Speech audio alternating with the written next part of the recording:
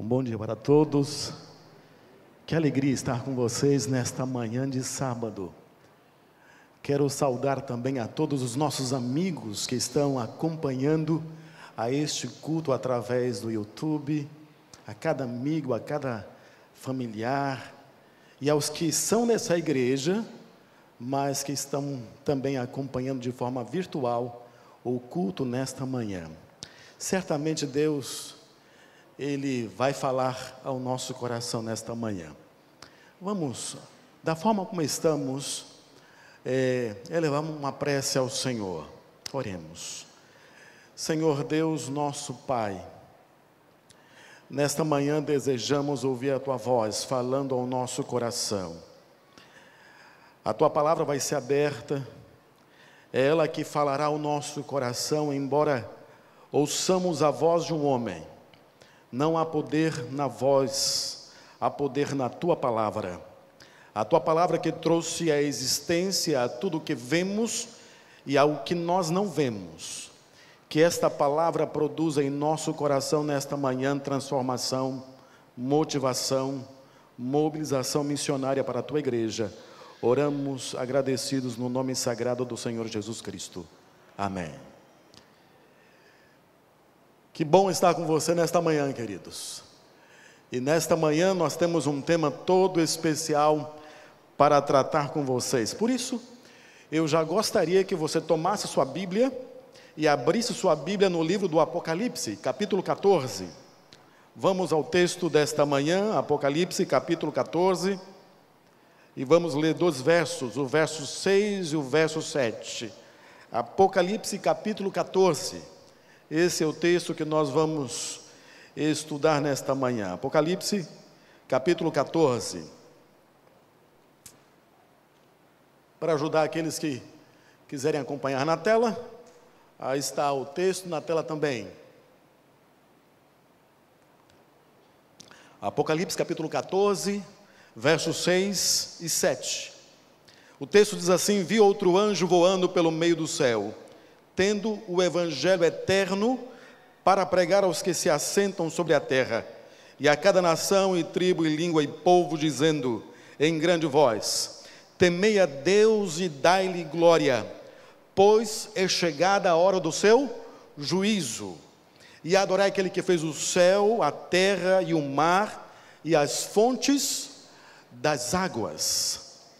Queridos, para que nós possamos entender perfeitamente esse texto, que tem uma divisão clara, fácil de entender, precisamos entender um pouco a estrutura literária do livro do Apocalipse. Aí está na tela o que nós chamamos de estrutura quiasmática. Por que olhar isso é importante? Porque quando você olha para a estrutura do livro, a estrutura literária do livro do Apocalipse, você percebe que o texto que nós acabamos de ler, ele está no centro do quiasma do livro do Apocalipse. E por que isso é importante?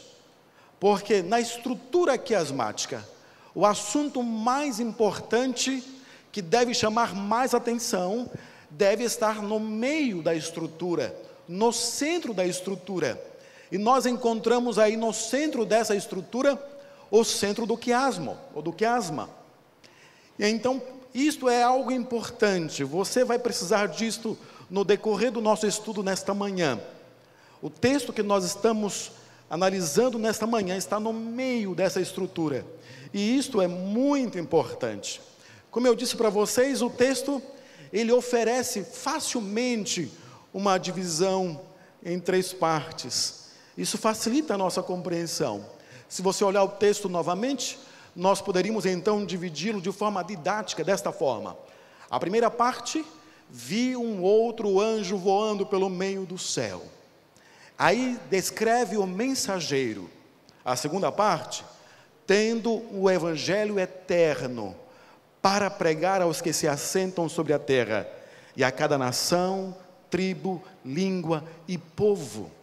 Estes seriam então os destinatários da mensagem. E a última parte do texto, dizendo em grande voz: temei a Deus e dai-lhe glória, pois é chegada a hora do seu do seu juízo, e adorai aquele que fez o céu, a terra e o mar e as fontes das águas. Então o texto está fácil, uma divisão clara, e para que você entenda facilmente, nós dividimos essa mensagem em 3 partes, seguindo a mesma lógica do texto. Então vai ficar assim a nossa mensagem, tá? Primeira parte, a mensagem. A segunda parte, os destinatários da mensagem. E por fim, nós vamos falar sobre o mensageiro, para que todo mundo saia com o texto bem gravadinho aí na mente de vocês, na cabeça, tá bom? Vamos à primeira parte? A mensagem. Qual a mensagem que o anjo traz? Atentem para o texto. Vi outro anjo voando pelo meio do céu, tendo um evangelho eterno para pregar aos que se assentam sobre a terra, a cada nação, tribo, língua e povo, dizendo em grande voz, olha a mensagem, temei a Deus e dai-lhe glória, pois é chegada a hora do seu juízo, e adorai aquele que fez o céu e a terra, o mar e as fontes das águas. Aí está a mensagem. Se você prestar bem atenção, você vai perceber que a mensagem também, ela obedece uma forma didática para que nós entendamos. E nós poderíamos dividir também a mensagem em 3 partes. A primeira parte é um convite para temer a Deus e dar-lhe glória. Temei a Deus e dar-lhe glória. Agora, como nós podemos entender isto, querido? O que é temer a Deus e dar glória ao Senhor? Eu quero que você lembre que esta mensagem está no centro do quiasma da literatura do Apocalipse. Por essa razão, o Apocalipse descreve um povo, o povo de Deus, que atendendo ao chamado de Deus, são aqueles que temem ao Senhor. Quando você vai na Bíblia, você entende que temer a Deus significa levá-lo a sério e reconhecer quem Ele é. Obviamente isto implica respeito e reverência por Deus. Temer a Deus denota um relacionamento correto com Ele e uma entrega plena à sua vontade. Isso é temer a Deus e resulta em fazer o que é certo. Por isso, aqueles que temem a Deus guardam seus mandamentos. Salomão, impressionado na sua época, escreveu algo interessante. Lá em Eclesiastes, no capítulo 12, verso 13, nós lemos: de tudo o que se tem ouvido, a suma é: teme a Deus e guarda os mandamentos, porque este é dever de quantos homens? De todo homem. A despeito de sua religiosidade, de sua cultura, todo homem é chamado a temer a Deus e guardar os seus mandamentos. A segunda parte natural do texto, da mensagem, fala sobre a hora do juízo de Deus. A razão pela qual somos convidados a temer a Deus, pois é chegada a hora do seu juízo. Queridos, em relação a isto, nós precisamos apresentar 3 coisas para vocês. A primeira é que esse juízo não é o juízo final. Esse é o juízo pré-advento. É o que nós conhecemos como um juízo investigativo. Esta é uma fase que é anterior à volta de Jesus. E quando nós vamos para Daniel 8,14, e todo adventista sabe de cor esse texto, não é verdade? Todo adventista. E ele me disse: até 2.300 tardes e manhãs, e o santuário será purificado. E nós entendemos que o juízo pré-advento começou em 1844. Nessa ocasião, a partir dessa ocasião, o destino de cada ser humano, cada pessoa que pisou neste planeta, está sendo decidido. Isso é sério, querido. Isso é muito sério. Os destinos das pessoas estão sendo decididos. E é por isso que o anjo voa pelo meio do céu, trazendo um evangelho eterno, para pregar aos que se assentam sobre a terra, a cada nação, tribo, língua e povo, dizendo com grande voz: temei a Deus e dai-lhe glória, pois é chegada a hora do seu a hora do seu juízo. E aí então nós temos a última parte da mensagem: e adorai aquele que fez o céu, a terra e o mar e as fontes das águas. O Dr. John Polian, ele diz que esta mensagem de adoração, esse chamado à adoração, está no centro do livro. Parece ser redundante as palavras dele, mas se você vai para o quiasma do Apocalipse, aquele espaço de textos que eu mostrei para vocês, a palavra adoração se repete muitas vezes. E quando você vai para o capítulo 3 do Apocalipse, a palavra adoração repete-se 7 vezes. E é interessante que todas as 7 vezes em que a palavra adoração aparece, é um chamamento à adoração ao dragão, à besta do mar e à besta da terra. São 7 chamados para adorar uma tríplice aliança iníqua. Mas quando você vai para o capítulo 14, você encontra apenas um único chamado para adorar ao Deus verdadeiro. E interessante que a adoração ao Deus verdadeiro está linkado com uma característica dele, que é a característica criativa de Deus. Ele é o nosso Criador. Isso é importante, queridos.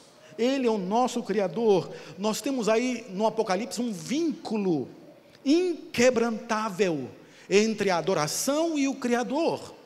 Se você vai lá para o final do capítulo 4 de Apocalipse, lá fala que os adoradores, aqueles que o adoram e exclamam ao Criador, a adoração ao Criador.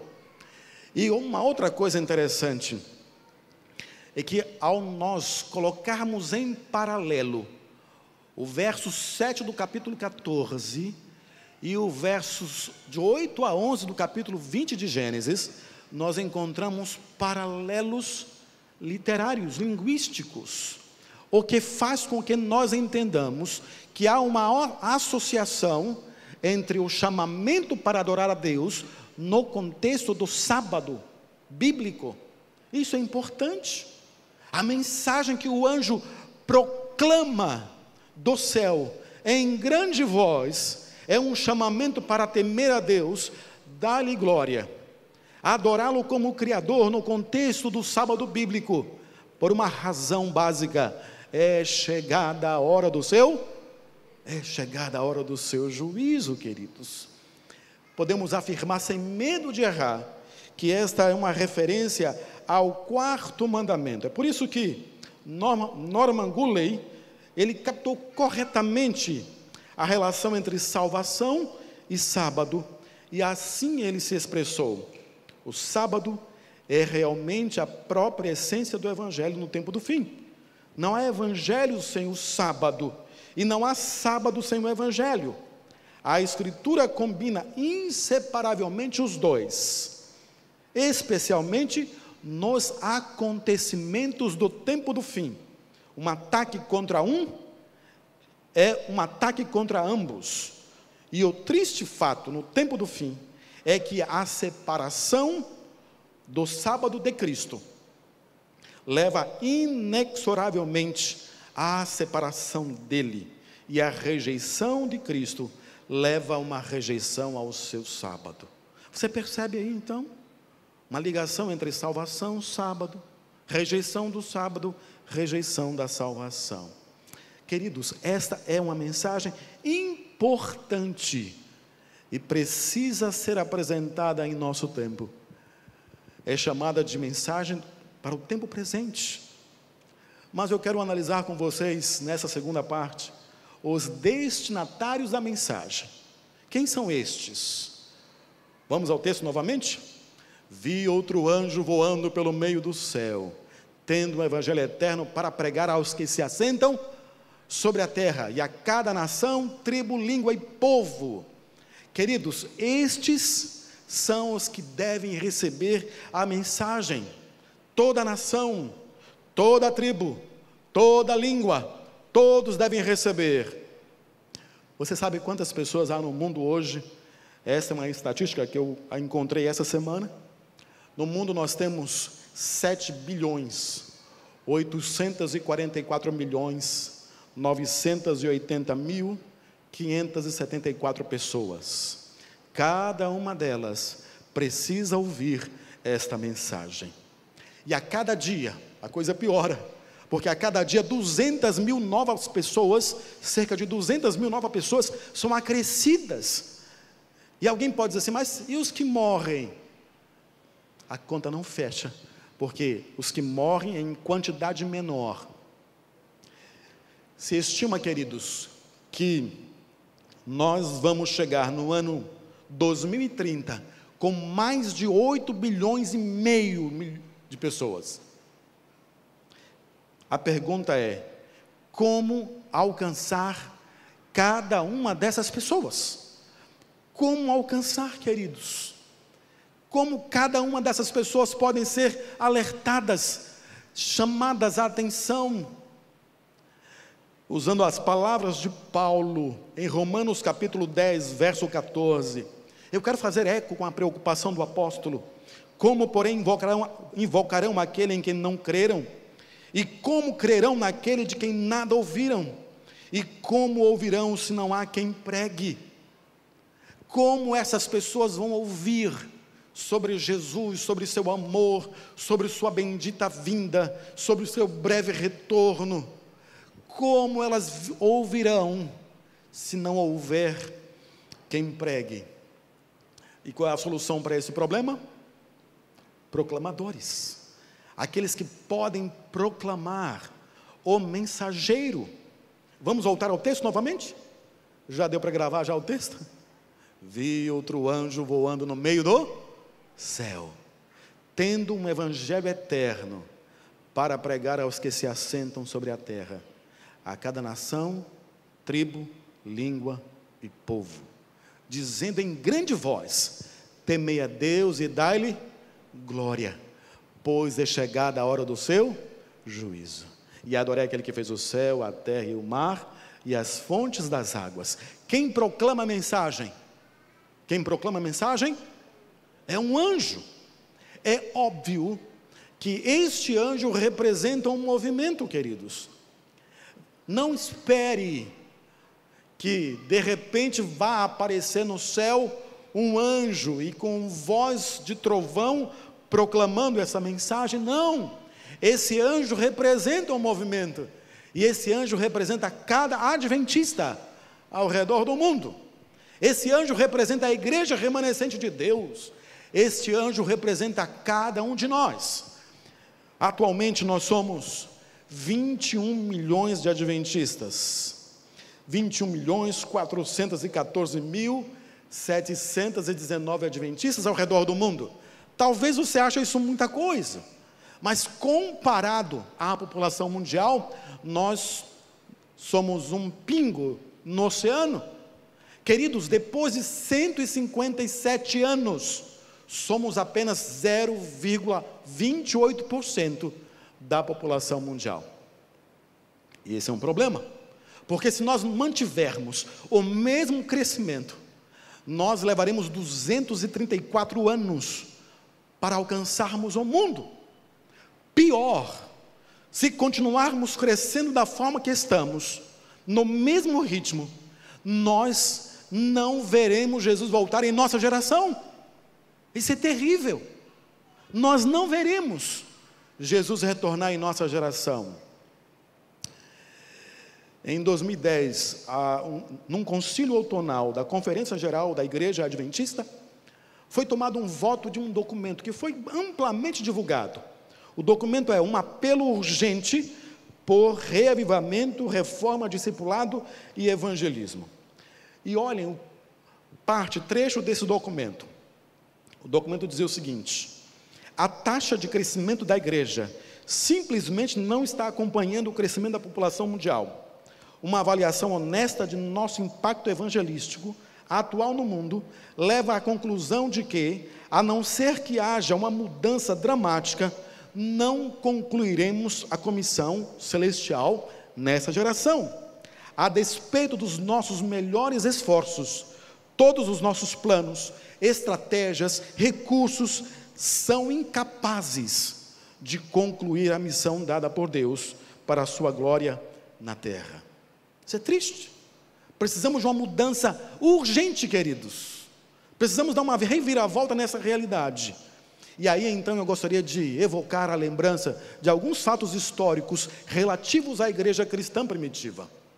Em seu livro, o Dr. Rodney Stark, sociólogo da religião, em seu livro The Rise of Christianity, ele apresenta como a igreja cristã avançou na pregação do evangelho pelo Império Romano.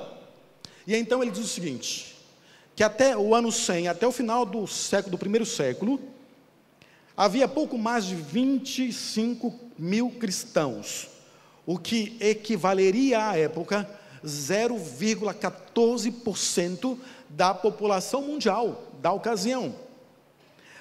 No ano 310, já havia cerca de 20 milhões de cristãos espalhados pelo império, o equivaleria a cerca de 10% da população mundial. Se esta igreja continuasse crescendo, no mesmo ritmo que estava crescendo, chegaria ao ano 350 da era cristã, da nossa era, contando com 56% da população de cristãos. Mas algo aconteceu. A igreja não chegou no ano 350 com este crescimento. E quando você olha para a história e percebe o que aconteceu na igreja, você percebe que houve uma estagnação do discipulado na igreja. O discipulado está no DNA da igreja, queridos. E esse DNA foi alterado. Só para você fazer uma base de comparação, se a igreja adventista crescesse no mesmo ritmo da igreja cristã, até antes do ano 300, hoje nós seríamos 800 milhões de adventistas ao redor do mundo. 800 milhões. Mas o que aconteceu com a igreja primitiva, queridos? Por que a igreja primitiva, ela não chegou ao ano 350 com o mesmo crescimento? O que aconteceu? Vamos aqui rapidamente recapitular a história. Você sabe que a igreja cristã sofreu muita perseguição. Muitos cristãos foram mortos. Mas aí então Constantino converteu-se e se tornou cristão. Mas ele destruiu o DNA da igreja cristã. A igreja cristã, como eu disse, foi perseguida. Os cristãos foram lançados no Coliseu Romano.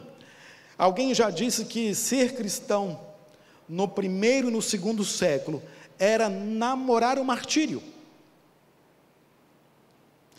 Os cristãos eram peça de espetáculo, lançados no Coliseu Romano, apinhado de gente, para assisti-los serem despedaçados por feras, serem mortos por gladiadores. Outros eram, aqui tem um outro afresco, né? Eles eram então colocados em estaca, queimados vivos, para então clarear o jardim do imperador. A igreja teve que se esconder, passou a frequentar lugares escondidos como catacumbas, cemitérios subterrâneos.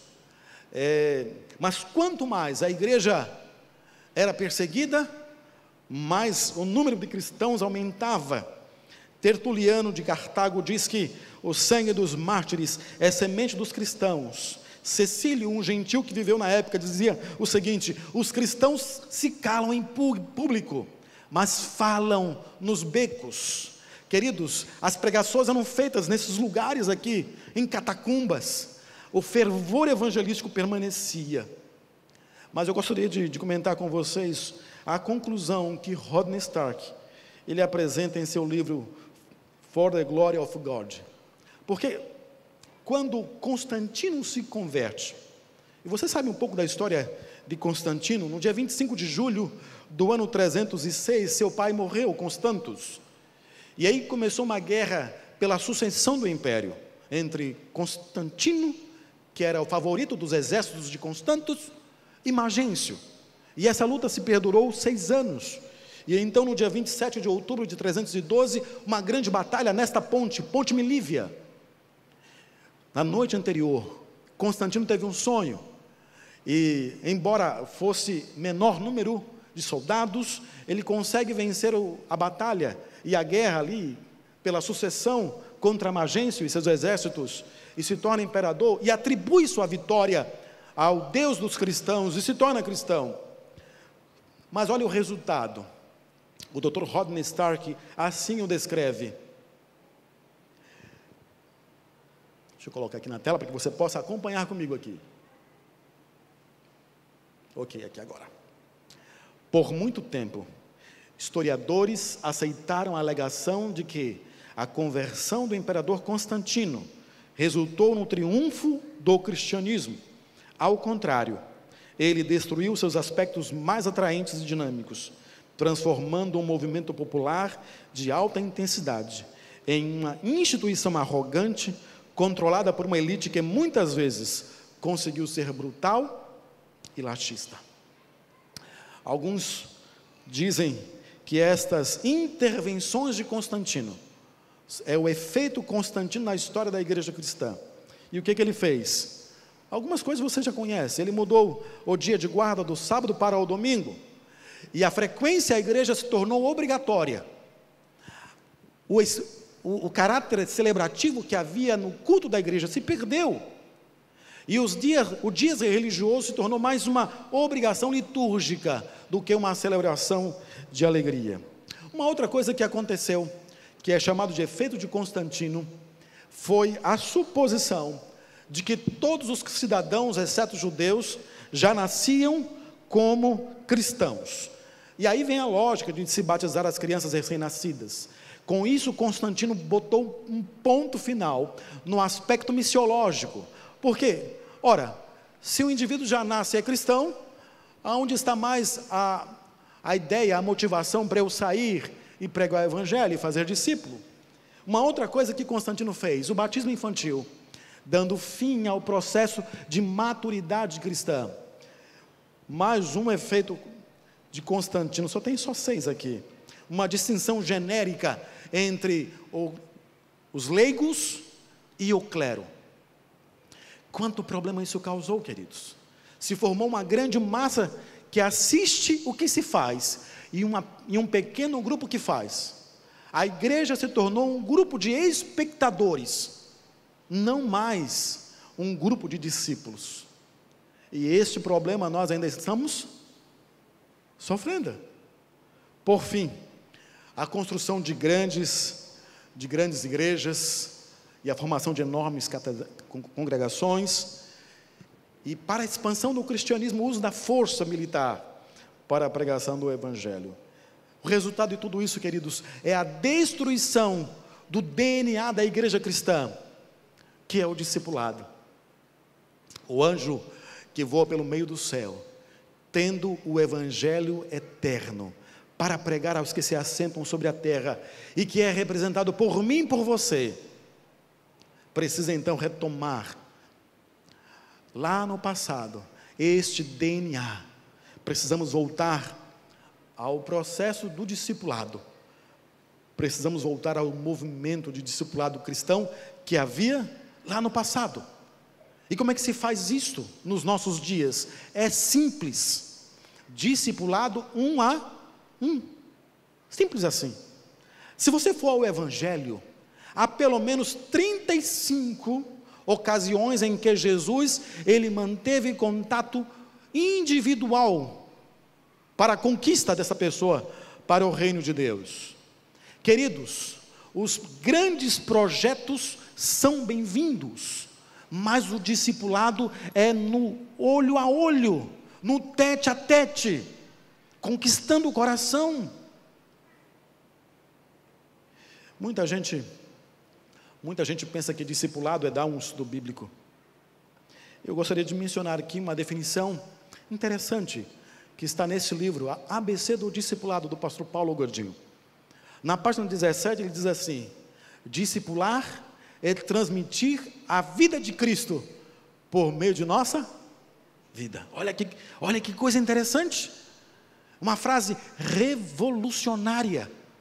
Pregar o evangelho é transmitir a mensagem de Cristo, ponto número 1, através da nossa vida. Eu quero que você entenda que discipulado não é mais uma estratégia ou um método de pregar o Evangelho. O discipulado é um processo. Discipulado não começa quando você inicia uma série de estudos bíblicos. O discipulado não começa, entretanto, quando a sua vida fala mais que suas palavras. O discipulado começa quando eu e você somos cheios de vida para a vida. O discipulado começa quando os meus princípios são fundamentados nos princípios do reino de Deus. O discipulado começa quando a minha vida aponta para uma verdade inquestionável. Que verdade é esta? Cristo em breve virá. Cristo em breve virá. É por isso a urgência de nossa mensagem. É urgente. Não dá para sentar e esperar. Não dá para aguardar. Está na hora de nós nos movimentar, de sairmos da posição de espectadores. E eu fico assim pensando, sabe? Enquanto o Senhor me colocava no coração estas palavras, eu fiquei imaginando assim, que revolução aconteceria se cada membro da igreja adventista, aqui no Marco, se tornasse um discipulador. Você já pensou nisso? Cada membro discipulando? Lembrem das palavras de Ellen White. Unicamente, diz ela, unicamente os métodos de Cristo darão um verdadeiro êxito. Ao nos aproximarmos do povo, o Salvador se misturava com os homens como uma pessoa que lhes desejava o bem, manifestava compaixão por eles, ministrava-lhes as necessidades e conquistava-lhes a confiança. Ordenava então: segue-me. É assim que a gente tem que fazer, querido. Discipulado não é compartilhar conteúdos, não, é transmissão de vida, não é ensinar a andar, é andar juntos. Percebe a palavra discipulado, lado a lado. Discipulado, queridos, começa quando os meus talentos, quando os meus recursos, quando a minha influência está a serviço da verdade que diz: Cristo em breve virá. Eu gostaria de terminar convidando você a cantar junto comigo um hino que está em nosso cenário. É o hino 151, vai aparecer aqui na tela. E você vai cantar comigo, tá bom? Tá certo? Cristo virá outra vez. Essa é a mensagem que cada um dos adventistas deve proclamar em todo o mundo. Você deve proclamar àqueles que estão mais perto de você: Cristo virá outra vez.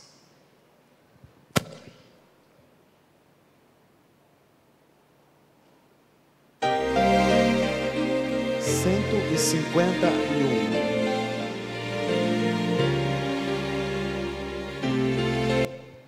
151. Cristo virá outra vez. Vamos cantar com bastante força, com bastante alegria, tá bom? Tá certo? Vamos formar um coral de 300 vozes agora. Não fique com medo nem acanhado, não. Cante com alegria. Vamos lá. Todo mundo junto. Novas alegres darei, cantos de graça entoarei, a proclamar com ardor: Cristo virá outra vez. Breve. Cadê vocês? Mais forte. Breve. Pela noite pode ser, ou no lindo alvorecer. Tá bonito. Breve virá, breve. Bem forte agora. Oh, quão glorioso esse dia será, Cristo virá outra vez. Só vocês. Mensagem levar, com alegria e prazer, a todos eles dizer: virá outra vez. Cristo virá outra vez. Breve virá, breve virá. Pela noite pode ser, ou no lindo alvorecer. Breve virá, Breve virá. breve virá. Oh, quão glorioso esse dia será. Cristo virá outra vez. Sua presença trará paz e alegria sem par. Sempre ao seu lado andarei. Cristo virá outra vez. Breve virá, breve virá. Pela noite. Pela noite pode ser, ou no lindo alvorecer. Breve virá, breve virá. Oh, quão glorioso esse dia será. Cristo virá outra vez. Amém? Amém. Amém. Que Deus abençoe a todos.